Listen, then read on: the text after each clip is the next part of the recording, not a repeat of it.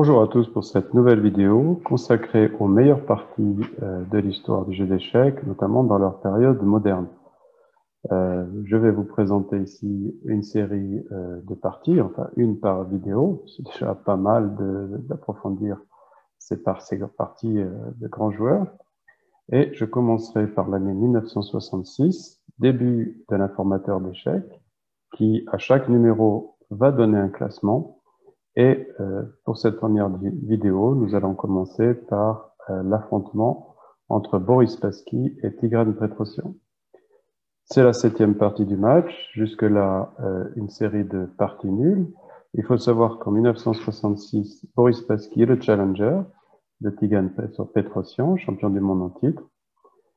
Il va perdre ce match, Spassky, il retentera sa chance en 1969 et à ce moment-là, il remportera le titre de champion du monde qu'il défendra 3 ans plus tard en 1972 contre Bobby Fischer. Et à ce moment-là, comme vous le savez sans doute, il perdra son titre.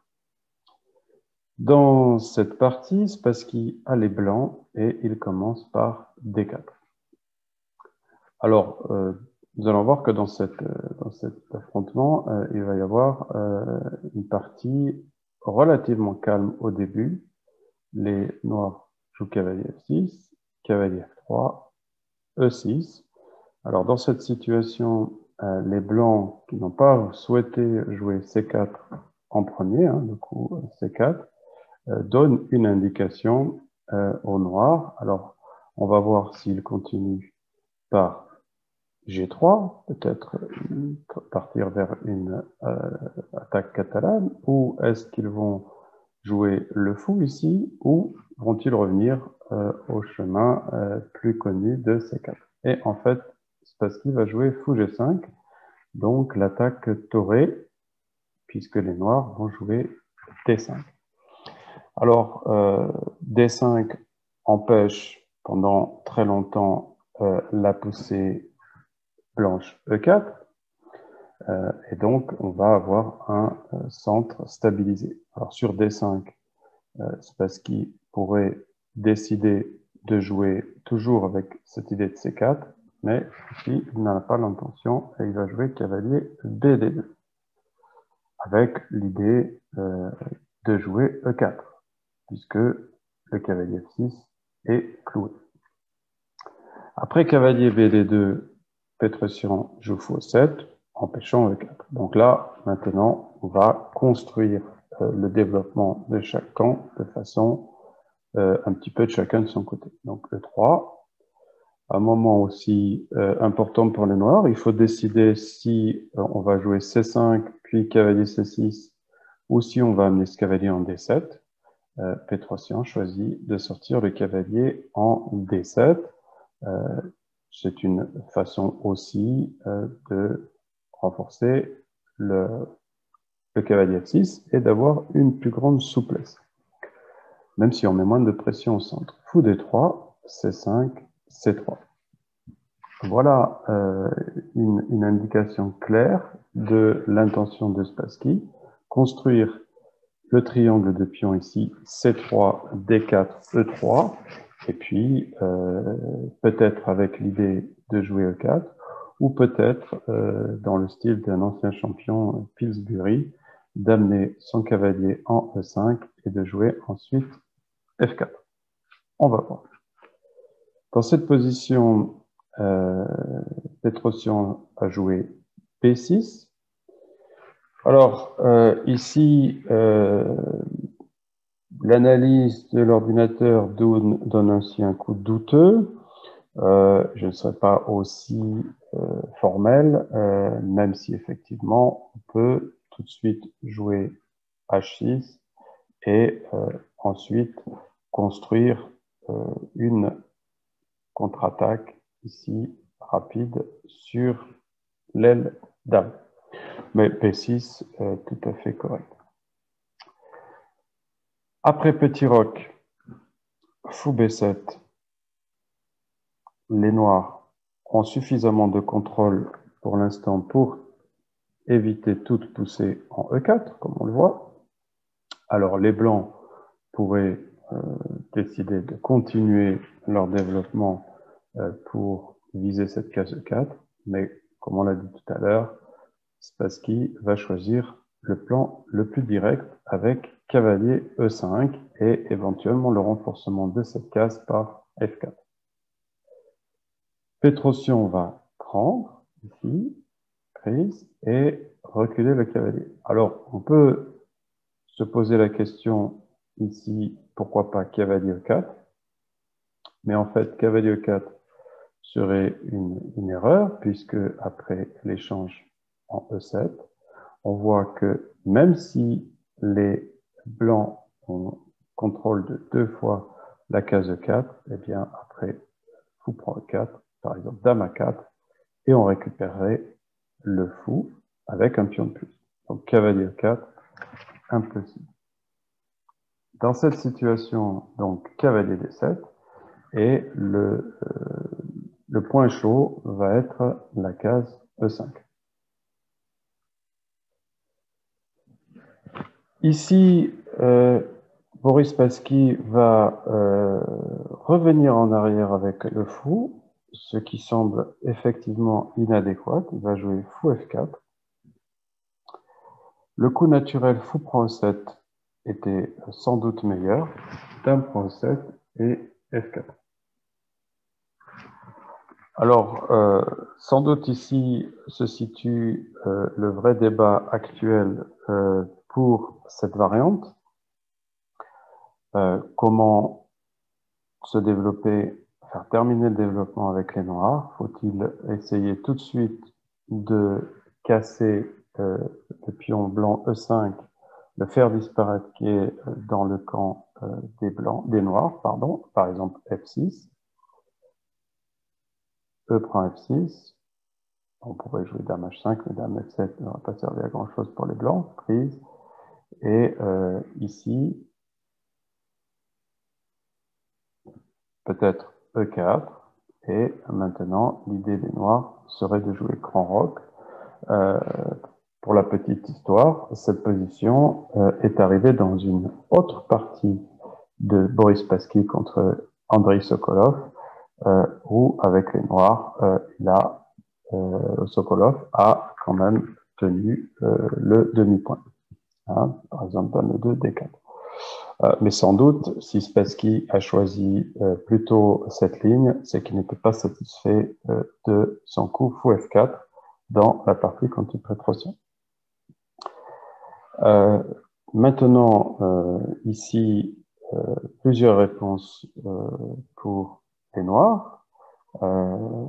Petit roc semble quand même un peu dangereux puisque on justifie la présence des fous et le fait d'avoir gardé le fou de case noire, c'est avec dame H5, et on voit qu'on a des menaces, alors peut-être pas immédiatement fou prend H6, mais on pourrait sans doute continuer à attaquer avec les blancs. Une autre possibilité est le coup G5, donc à la place du petit roc. Fou G3, H5. Alors avant qu'on menace d'enfermer le fou par H4, nous allons suivre la partie Claridge, grand maître Claridge contre l'autre grand maître Geller, qui s'est continué par F4, H4, fou 1, l'échange en F4 et dame C7 avec l'idée de faire le grand roc. Voilà une ligne plutôt prometteuse pour les noirs. Dans la partie après fou F4, Petrosian a préféré jouer dame C7, donc sans s'exposer à l'aile droit, mais puisque de toute façon on commence à imaginer qu'il va jouer le grand roc, G5 était aussi possible. Cavalier F3. Alors ici, le problème de ce coup, c'est que on va manquer de dynamisme avec les blancs et on aurait pu tenter dame H5. Et après G6, dame H6 et on essaye de mettre la dame dans le camp des noirs ou tout au moins la rendre plus active Mais malgré tout, après fou G7, les noirs auraient quand même eu de bonnes perspectives. Après cavalier F3, les noirs ont joué H6. Donc on voit ici très bien ce qui va se passer, c'est-à-dire les noirs vont lancer une attaque à l'aile droite et les blancs, eux, vont contrer cette attaque, en tout cas vont faire la course de l'autre côté, puisque sans doute les noirs vont jouer le grand roc. B4, G5, voilà, c'est lancé. Fou G3, H5, toujours avec l'idée de jouer H4 et de capturer le fou. Bien sûr, si les blancs jouent H3, les noirs vont pouvoir continuer par G4 et commencer à ouvrir des lignes sur le roi blanc. Donc, dans cette situation, bon, les blancs ont joué H4. Je doute bien que ça ne va pas stopper net l'attaque des noirs, mais ça leur semble plus adéquat. Après H4, il faut se décider avec les noirs, soit jouer G4, chasser le cavalier et éventuellement viser la prise du pion E5, mais il y aurait toujours ce clouage. Dans cette position, Petrosian a préféré jouer G prend H4. Spassky, son idée, c'était non pas de prendre H4 et de perdre le pion E5. Hein. Si on joue fou prend H4, on voit qu'on va simplement perdre le pion E5, mais de revenir en F4, de garder le pion E5 et, si possible, de faire avancer son attaque à l'aile dame par A4, etc. Grand roc, A4. Alors, à nouveau, un moment important pour les noirs. Ils vont décider de stopper ou de ralentir tout au moins l'attaque des blancs en jouant C4. Fou E2. Et ce qui est intéressant maintenant, au moment vraiment, vraiment instructif, c'est que Petrosian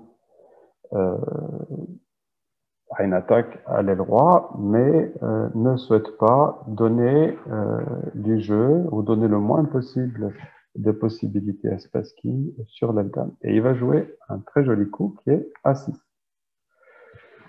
Donc, si les blancs jouent B5, on va répondre par A5, et s'ils jouent A5, on va répondre par B5. Donc, on va faire en sorte que les blancs n'aient aucune ligne ouverte sur le grand roc noir. Donc, un très bon timing de la part de Petrosian.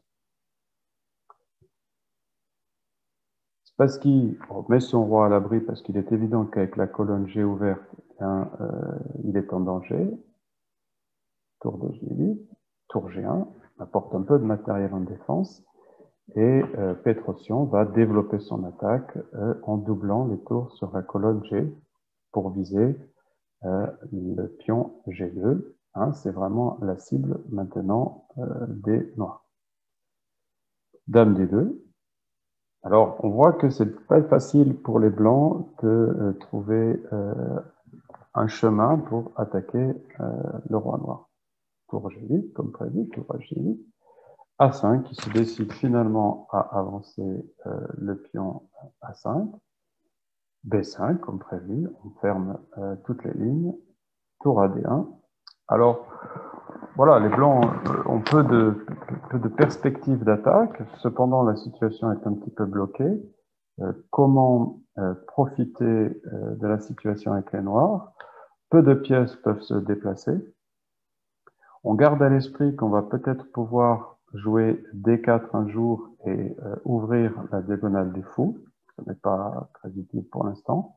Et Petrosian va finalement essayer de manœuvrer encore une pièce qui peut peut-être être utile, le fou en F8, pour éventuellement aller en G7 et menacer de prendre ce pion E5. Évidemment, si les blancs perdaient ce pion maintenant, la situation leur échapperait complètement. Cavalier H2, les blancs tentent de chasser la tour G4 pour reprendre un petit peu de l'air, enfin pour essayer de contrer cette attaque. Alors, l'ordinateur propose dame C2, mais avec peut-être la perspective d'aller embêter les noirs ici en H7, on peut imaginer que on va l'empêcher de venir, mais évidemment, si on recule la tour, on n'a plus la possibilité de mettre le fou. Voilà peut-être un coup de blocage qui était intéressant. Après cavalier H2, eh bien, Petrosian, et ce sera souvent le cas dans ce match, dans sa carrière, ne va pas reculer la tour, mais va offrir la qualité pour accentuer son attaque, et il va prendre le pion E5. Cavalier prend G4, bien entendu, on ne peut pas refuser ce cadeau. H prend G4, maintenant qu'on voit que les pions H ont été dédoublés et que ça donne beaucoup plus de perspectives d'attaque, notamment avec l'idée H3 pour attaquer G2. Les blancs réagissent par E4 et après fou D6, évidemment pour enlever ce clouage gênant, hein, ça aurait été la même chose si les blancs avaient joué dame D4, on aurait aussi joué fou D6 à la place de E4. Dame E3. Alors les blancs ont tout d'un coup un tout petit peu plus d'espace, donc ils essayent d'en profiter. Cavalier D7, hein, l'échange des fous va permettre aussi aux noirs d'essayer d'avancer leurs pions. Hein. Vous voyez qu'ils ont encore leurs 8 pions, donc ils vont essayer de mettre en marche cette marée de pions. On va voir s'ils vont réussir. Fou prend, dame prend, et tour D4. Aussi là, une tentative. Peut-être une erreur de jouer tour D4, mais on peut rapidement regarder ce qu'on pourrait faire. Si par exemple on prend D5, fou prend D5, et vous voyez que H3 pointe, et qu'il va être difficile de faire quelque chose. Alors, est-ce qu'on aurait pu faire autre chose que tour D4? Je pense que la situation ici est déjà compromise pour les blancs. E5, donc on avance. Ici, tour D2. Hein, sacrifier, redonner la qualité, ne donnez pas tant de perspectives que ça. Alors, bien sûr, si on arrive à prendre un D5 avec la tour, on va pouvoir peut-être atteindre le camp des noirs, mais après cavalier F6, par exemple, ici, roi B7, et avec une situation où on a déjà un pion de plus, puis l'attaque des noirs est loin d'être terminée, donc un avantage important pour les noirs. Donc après tour D2, Petrosian a joué F5, et là on voit que maintenant la marée noire est en marche. Alors, E prend D5 est donné comme une gaffe par l'ordinateur, mais E prend F5 ne me semble pas être particulièrement plus efficace, puisque ici, on menace déjà D4. Alors, E prend D5, F4, ouais, qu'on franchit vraiment maintenant une nouvelle étape dans l'attaque, Dame 4, cavalier F6. Alors, ok, un échec, très bien. Et ici, peut-être que effectivement, on pouvait envisager de chercher à échanger les dames, mais cela ne serait pas forcément le plus très efficace, en tout cas. Après dame prend, on voit ici, puis on prend qu'on a encore H3, et c'est toujours pas très agréable avec les blancs. F3, donc dans la partie, et fou C8. On voit un autre moment où Petrosian prend son temps. Hein, il y a cette dame ici, F5, qui est dans le camp des noirs. Il la chasse, dame B1 et G3. Et avec H3 qui arrive et l'ouverture de la colonne H. Maintenant, la chaîne de pions ici garantit quasiment le gain pour les noirs. Tour 1, H3. Alors, fou F1, donc ça c'est intelligent. Les blancs essayent de mettre en défense aussi leur tour D2, leur fou. Il y a encore quelques difficultés techniques. Tour H8, bien sûr, ce tour maintenant on se dirige vers le roi. Puis on prend H3, il fallait faire quelque chose. Fou prend H3. Le roi s'enfuit en G1. Et on va prendre maintenant et les noirs vont continuer avec E4. Si les blancs prennent ce pion, et bien après F3, vous voyez qu'on menace déjà mat. Donc après E4, les blancs ont joué Dame D1, ce qui va permettre aux noirs de jouer un coup spectaculaire pour terminer la partie. Cavalier G4, joli coup, qui va à la fois permettre à la dame de venir en jeu. Évidemment, si on prend, on va jouer F3, c'est ce qui va se passer dans la partie, mais il n'y a plus de manière de défendre. Donc, un joli sacrifice pour terminer. Puis on prend G4 et F3. Et à nouveau, on menace mat par tour H1. Donc, si on joue roi H1, roi G1, dame H6, et c'est fini. Tour G2, ça c'est F prend G2, c'est la fin de la partie. Mais évidemment, après roi prend G2, on peut imaginer que en amenant la dame noire, hein, par exemple, roi F1, on va pouvoir, par exemple, mater avec dame F4. Et si on joue roi G1, c'est pareil avec dame F4. Et c'est pas très difficile ici, par exemple, dame F3. Conclusion de cette partie, magnifique démonstration de Petrosian. Sans doute que Spassky a surestimé ici le retrait du fou en F4 et que ça l'a conduit à une position difficile, le pion E5 étant toujours faible. Petrosian a très bien compris que son roi serait mieux dans le grand roc et l'attaque des rocs opposés a été plus rapide du côté des Noirs. Voilà pour cette partie donc qui était classée première en 1966. Et dans les prochaines vidéos, je reviendrai sur d'autres parties de cette année 66 et puis après des autres années. Merci de votre attention. N'hésitez pas à vous abonner à ma chaîne YouTube et à bientôt pour de nouvelles vidéos. Au revoir.